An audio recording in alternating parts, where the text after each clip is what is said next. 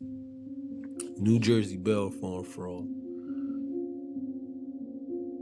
The cornerstone of American jurisprudence was the presumption of innocence. I say was because the Bail Reform Act in New Jersey has effectively taken that presumption away. That presumption was a right to be declared innocent until proven guilty in a court of law by a jury of your peers.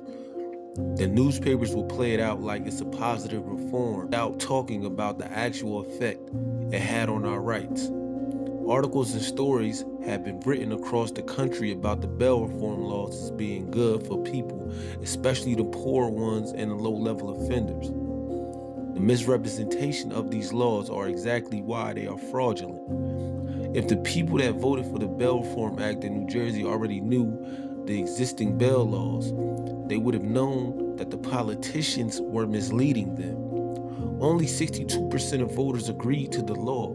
While it's a majority, it's not a huge majority. The fact is, judges already had the power to give people a cashless bail. It's called ROR, or Release on Your Own Recognizance. The Bail Reform Act only changed two things in the law. Basically, it implemented a social credit score called the Public Safety/Risk Assessment.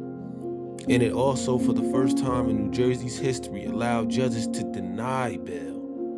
What it didn't do was take away the right to bail because the government had no power to do that. Also, people are still allowed cash bails. It's still in the law, but the judges and prosecutors are ignoring it. The fact is, the judges could let poor people go if they wanted to, but they had to give everyone a bail. Now they're using the risk assessment to limit their liability and say, well, it's not us, it's the assessment, which is causing us to deny people bail. But the assessment is essentially an algorithm which is designed by people with their own biases. The assessment essentially takes away the presumption of innocence, and once denied bail, you are now guilty until proven innocent.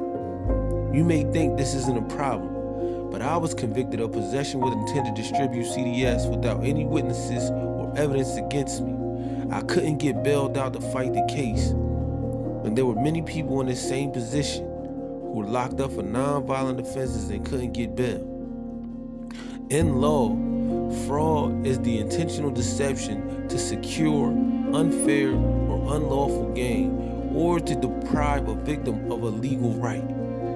Fraud can violate civil law or criminal law, or it may cause no loss of money, property, or legal right, but still be an element of another civil or criminal wrong. The New Jersey Bail Reform Act is fraud on its face.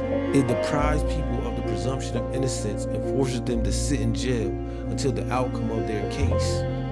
This is a violation of due process.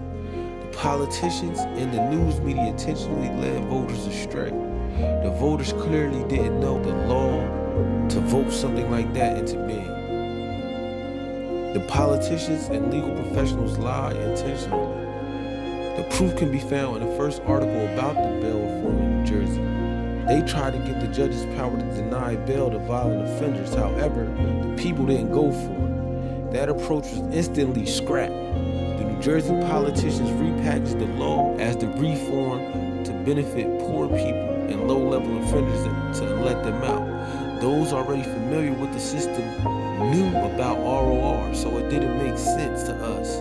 I can show you the old law next to the new law. The only changes were the risk assessment, which gave it the appearance of impartiality and more judges can deny bail, which was what the people didn't want at all. They sold the false poor people/low-level offender benefit narrative, and they somehow got the vote by 13%. The lies they told to get that part to deny bail as well as the power to deny bail are fraudulent. And the Bail Reform Act is essentially color of law. It's unconstitutional in practice and theory. While judges and lawyers are supposed to challenge the constitutionality of laws that violate people's rights, they don't, especially not this one, because now they can legally hold people for ransom. Denying bail is a violation of due process of law.